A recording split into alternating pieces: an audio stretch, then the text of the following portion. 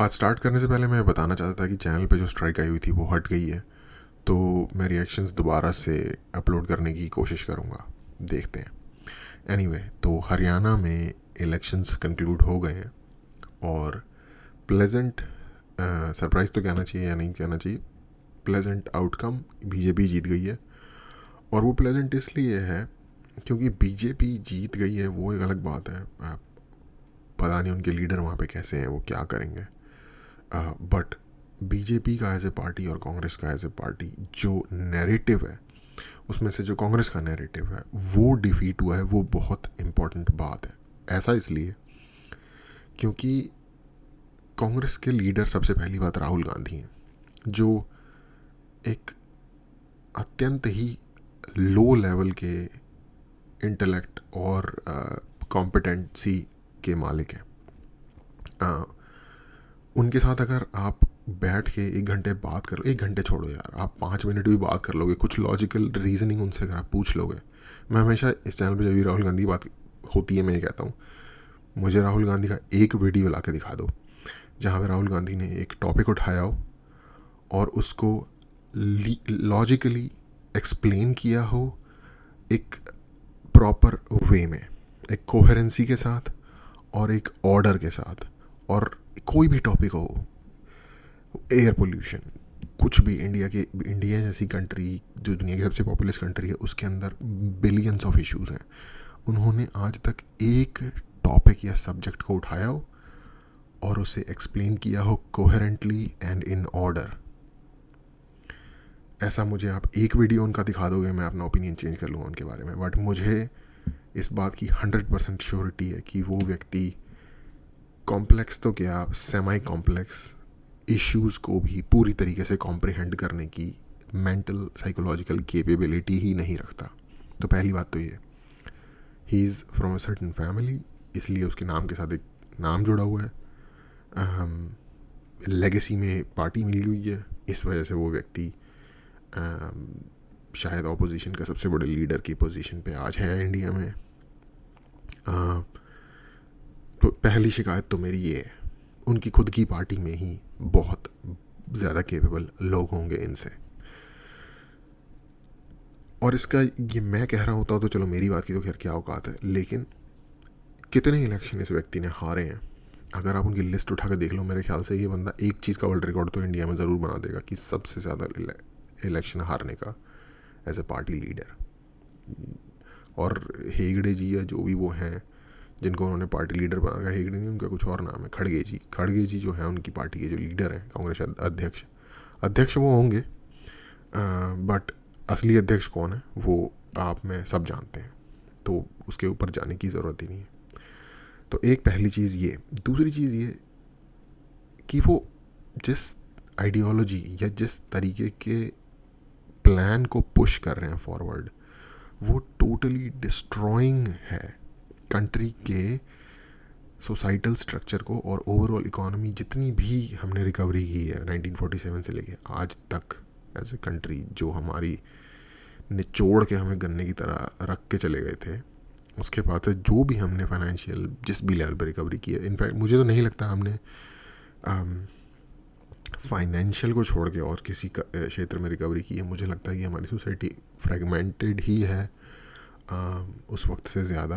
हमारी सोसाइटी में जो एक क्लास या एक क्वालिटी ऑफ सोशल स्ट्रक्चर था वो ख़त्म हुआ है, क्वालिटी ऑफ आर्टिजनशिप था वो ख़त्म हुआ है। इस सारी चीज़ों का आप सिर्फ इस चीज़ से पता लगा सकते हो कि सिनेमा की ग्रोथ देखो, आज से 50 साल पहले का सिनेमा कैसा था और आज का सिनेमा कैसा है। हमने एनवायरमेंटली नुकसान उठाया, हमारी हवा ज़्यादा क्लीन नहीं रही पहले के मुकाबले, हमारी पानी की सप्लाई सब कुछ नीचे ही गया है।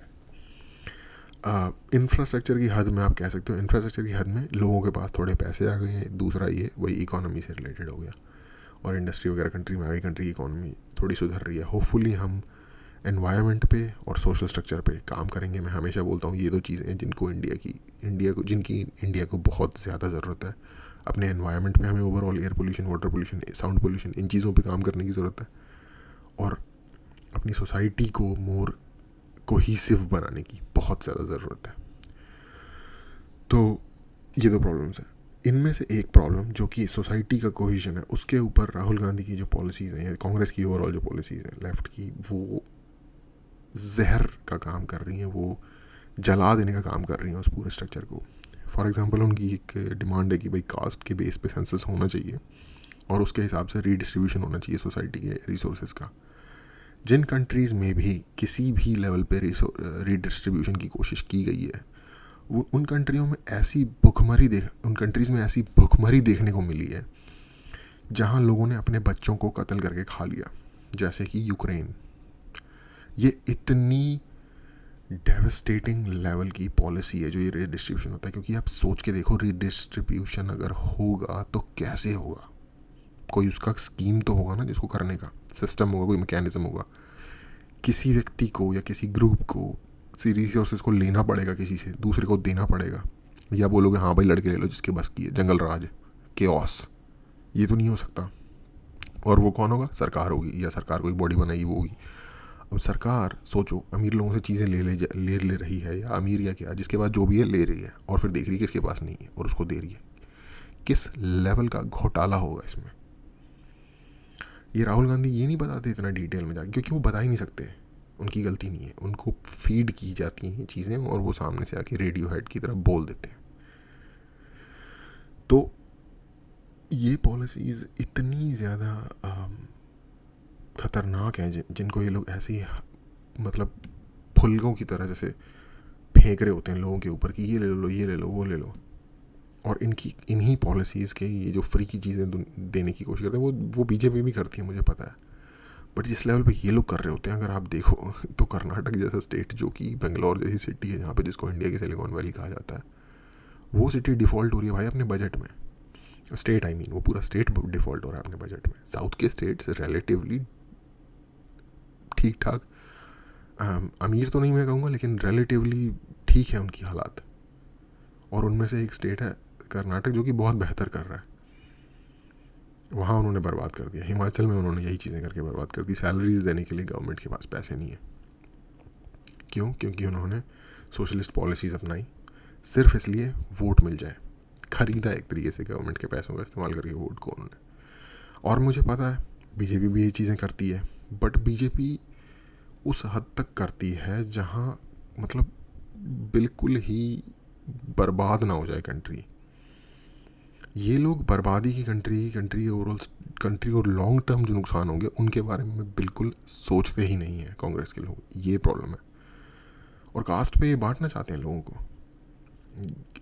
जिस प्रॉब्लम को हम 1947 से सॉल्व करने की कोशिश कर रहे हैं, जब रिजर्वेशन है, रिजर्वेशन का हम सोचते हैं टेक्निकल मतलब क्या है, हम 2 मिनट थॉट एक्सरसाइज करते हैं कि जिन जातियों को मौके नहीं मिले थे उनको एक्स्ट्रा रिजर्वेशन दी जाए ताकि उनको उसमें आना उनका इंश्योर हो सके, जिससे क्या होगा, एक लेवल फील्ड हो जाएगा, लेवल प्लेइंग फील्ड हो जाएगा, या फिर एक लेवलिंग हो जाएगी इन टर्म्स ऑफ जो प्रिविलेज्ड पोजीशंस हैं या ओवरऑल जितनी भी पोजीशंस हैं उनमें जातियों का एक एक्विटी आ जाएगी। I don't support equity personally, but चलो समझ 2 मिनट के लिए समझते हैं कि वो कर क्या रहे थे। एक्विटी आने से ये होगा कि फिर ये होगा कि हर जाति की रिप्रेजेंटेशन हो जाएगी हर तरीके की पोजीशंस में, यानी कि उनके फ़र्क को कम करने की कोशिश की जा रही है, जातियों के फ़र्क को। तो यानी कि गोल ये है कि जातियों के बीच का आपस का फ़र्क कम हो, और अगर भगवान की मेहरबानी रही तो एट सम पॉइंट ख़त्म हो जाए, जातिवाद एग्जिस्ट ही ना रहे। आइडेंटिटी के अलावा उनकी कोई और हायरार्की ऑफ वैल्यू ना रहे कि कोई ऊंचा है कोई नीचा है। इस सेंस में एक आइडेंटिटी की बात एक सेंस में अलग है कि चलो ठीक है, हम हमारे पूर्वज इस क्लैन से हैं, बट कोई क्लैन दूसरे क्लैन से ऊंचा है या नीचा है, ये चीज़ ख़त्म हो जाए। आज के टाइम में फॉर एग्जांपल मान लो एक शर्मा जी एक वर्मा जी हैं, उनके बीच में ये तो नहीं है ना शर्मा जी ऊपर है वर्मा जी नीचे है, बट एक शर्मा ग्रुप से आ रहा है एक वर्मा ग्रुप से आ रहा है। आइडेंटिटी कलर लगा लो कि ये उस कलर का है, ये उस कलर का है। आई मीन रेशियल सेंस में नहीं, बट नॉर्मल जैसे कलर होता है, एक ब्लू है एक रेड है। तो अगर आप जाति के बेस पे सेंसस करते हो, कास्ट सेंसस, तो आप उस चीज़ को एनफोर्स कर रहे हो, उसको एच्ड इन स्टोन बना रहे हो या आप उसको लाइक डाइल्यूट कर रहे हो उस फ़र्क को। और ऐसा ये क्यों कर रहे हैं? सिर्फ इसलिए ताकि इनको वोट मिले। और इस बार जो हरियाणा में एक्चुअली जो सबसे बड़ी ग्रुप है वो जाट है। वहाँ उनको इन्होंने बड़ी चीज़ें प्रॉमिस की थी, हम आपको ये दे देंगे वो दे देंगे ताकि हमें वोट मिल जाए उस कम्युनिटी का। उस कम्युनिटी ने वहाँ पे, या फिर ऑल आउट सारी ही कम्युनिटी ने इनके मुंह पे ऐसा थप्पड़ दे के मारा है और इनको बताया है कि भाई हम नहीं तुम्हारे इन चीज़ों में आने वाले। इनके भी नहीं, कोई भी व्यक्ति जो जाति के प्रिज्म से चीज़ों को देखता है, जो कास्ट के प्रिज्म से चीज़ों को देखता है कि कास्ट में खेल जाऊंगा, उस व्यक्ति के मुंह पे या उस सोच के मुंह पे इन्होंने थप्पड़ मारा इन लोगों ने। और ये सबसे बेहतर बात है इस इलेक्शन की। एक वीडियो बहुत सारे लोगों ने देखा होगा, बहुत फेमस हो गया था। एक लड़का कह रहा था कि अरे यार हम तो देंगे कांग्रेस को वोट आराम से, उनके टाइम में हम 6-7-8 लाख रुपए देते थे और लग जाते थे सरकारी जॉब में। और लोग सोच रहे थे यार यहाँ तो ये सोच है, यहाँ तो ऐसा, मतलब बीजेपी के बात तो ये मुश्किल हो गया। तो लोगों को समझ नहीं आ रहा था कि ये बीजेपी की तारीफ़ कर रहा है कि बुराई कर रहा है, अपने हैंड से वो बुराई कर रहा है। बट जिन लोगों को करप्शन से दिक्कत है उनको लग रहा है कि भाई ये तो अच्छी बात है, तो फ़ायदा हो गया उसका बीजेपी को। तो इन सारी, और मुझे पर्सनली जो आइडेंटिटी पॉलिटिक्स है ना, उससे मुझे पर्सनली बहुत सख्त दिक्कत है, प्रॉब्लम है। और कांग्रेस की जो पूरी की पूरी सोच होती है वो आइडेंटिटी पॉलिटिक्स की होती है। और जो भी आइडियोलॉग्स हैं कांग्रेस की, क्योंकि ये पॉलिसीज़ राहुल गांधी नहीं बनाते, उनके बस की नहीं है ये पॉलिसीज़। जो भी उनके वहाँ जो भी सोचने वाले आइडियोलॉग्स होंगे उनकी पार्टी के, वो बनाते होंगे। और ये बात तो पक्की है कि उन लोगों की नज़र में देश या लोगों की भलाई तो नहीं है, पर एटलीस्ट उन्हें ये रिवर्स मैसेज ज़रूर मिल गया है कि भाई तुम कर लो ये सब कुछ, पर होगा कुछ नहीं, तुम हारते ही चले जाओगे आगे भी।